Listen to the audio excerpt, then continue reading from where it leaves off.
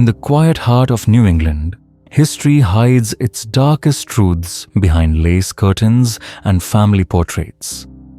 One such photograph, taken in the autumn of 1895, seemed ordinary. At first, a wealthy family standing before their grand home, a little girl clutching her hands close to her chest.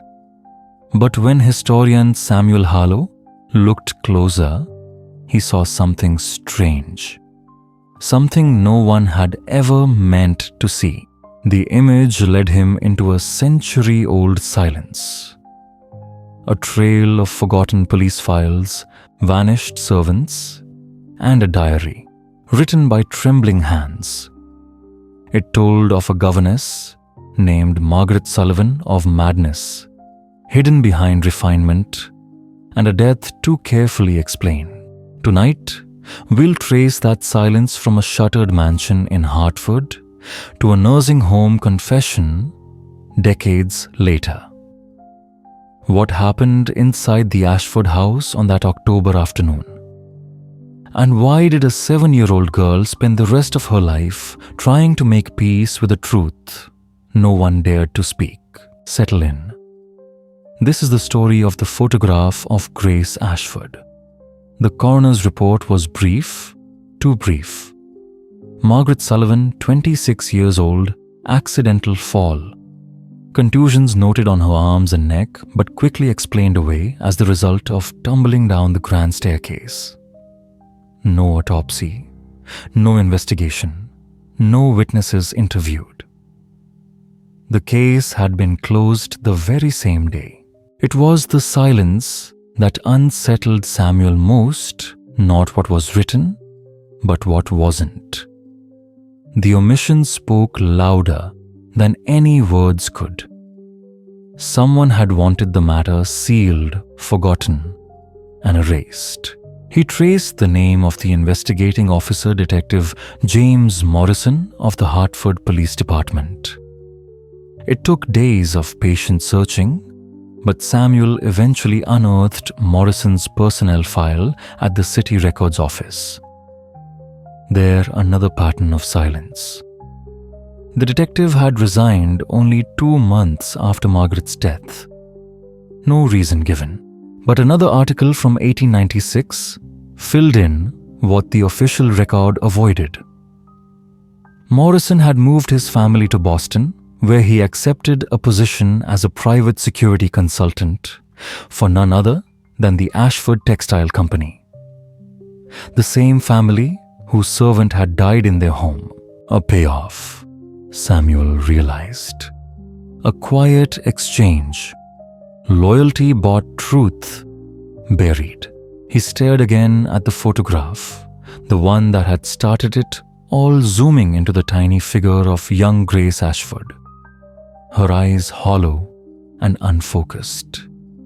Her hands clutching something dark and matted.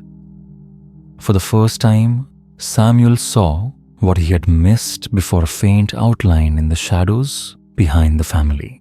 Someone else was in the picture. He adjusted the exposure layer by layer until the form took shape. A woman, standing just inside the doorway, half hidden by darkness. Her expression was unmistakable horror, frozen mid-breath.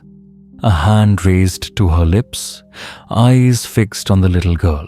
He dug through the Ashford household records again. Names of servants, cooks, and maids. One stood out, Martha Brennan, head housemaid. Irish employed since 1885. Loyal, invisible, and then gone. No further trace after 1895. Samuel followed the trail across state lines until he found it, a death certificate from Providence, Rhode Island.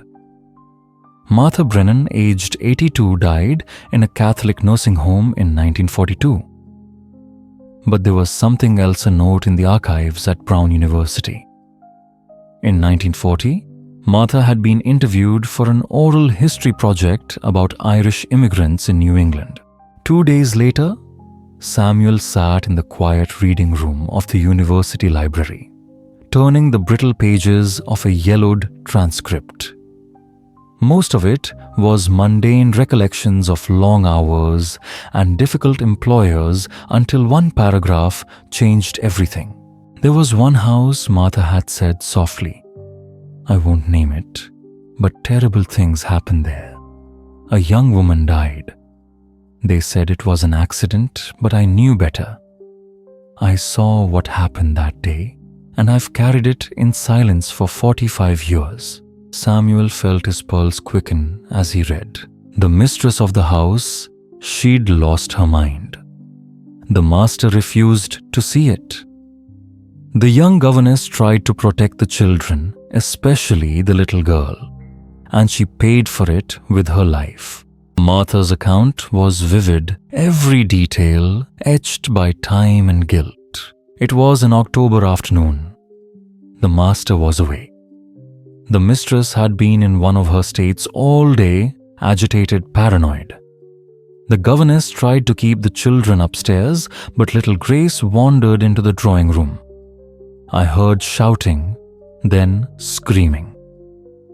When I reached the hall, I saw the mistress at the top of the staircase, her hands around Miss Sullivan's throat. The poor girl's face had gone purple.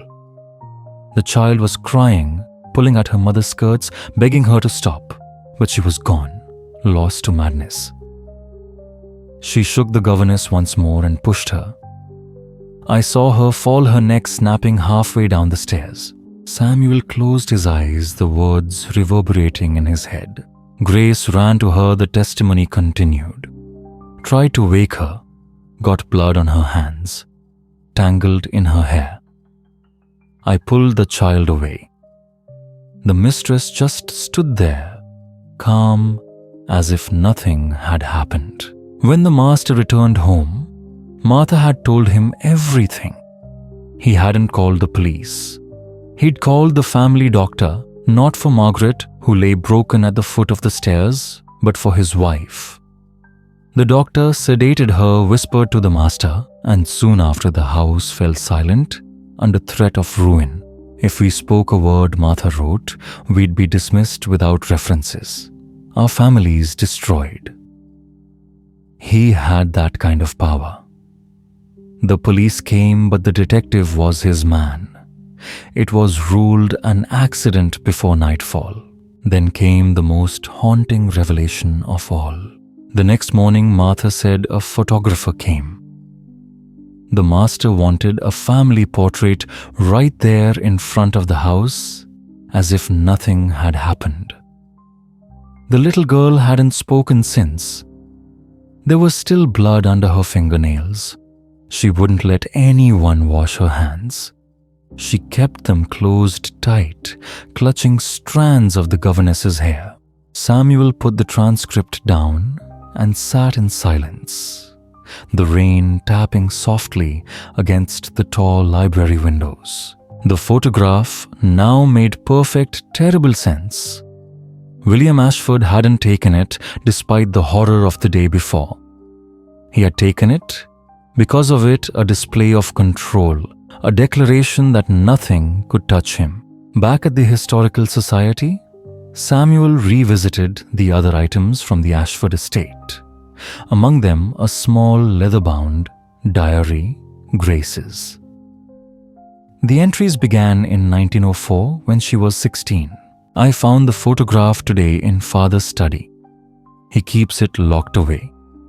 I remember that day so clearly, though I was only 7. I remember Margaret's hair still clutched in my hand. No one would look at me. Father made us stand there pretending nothing had happened. I think he keeps the photograph as a reminder of his power. But one day, I'll tell the truth. Grace never did. Later pages revealed that her mother had been quietly institutionalized in 1897 and died there 5 years later. Her father lived until 1920, his influence unbroken. Grace never married, never had children. She dedicated her life to schools, orphanages, and children who had no protection, spending her fortune in acts of quiet atonement. And then, at the very end, One last entry, written in an unsteady hand, dated 1953. I am 93 years old, the last of my family. I've sealed the truth in this trunk, the photograph, the diary, everything. Let whoever finds it know what happened to Margaret Sullivan. Let her death finally be acknowledged. I was too afraid when I was young, too conditioned to silence when I was old. This is my final testimony. Margaret, I'm sorry I couldn't save you. I hope this gives you peace. Outside, the autumn rain thickened into a steady whisper. Samuel gathered every note, every page, and every photograph. He looked once more at the image of that little girl standing in front of her family, her eyes empty, her small hands curled around the truth. Your story will be told now, he murmured. Both of your stories. And for the first time, Samuel felt the weight of history begin to lift. A truth once buried under power, wealth and silence had finally found its way to the surface. Because even after a century of dust and denial, some things refuse to stay buried. Outside, the night rain began to fall again on the old glass windows of the Connecticut Historical Institute. On his desk, Samuel Harlow placed the photograph down his gaze, stopping on the eyes of little Grace. Eyes that seemed to be watching the viewer through more than a century of silence. A photograph, a seemingly meaningless moment among countless faded memories. But hidden deep within it was a ton of tragedy that the world had tried to forget.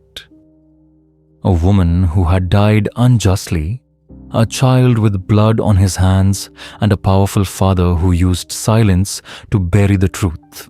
However, no silence can last forever. A century later, when that photograph was seen again, the shadows in the Ashford mansion began to speak. And perhaps somewhere among the trees casting shadows along the Connecticut River, Margaret Sullivan's soul was finally at rest. Because the truth, no matter how deeply buried, still finds a way to return. Sleep well, Grace. Your story, and hers, is now told.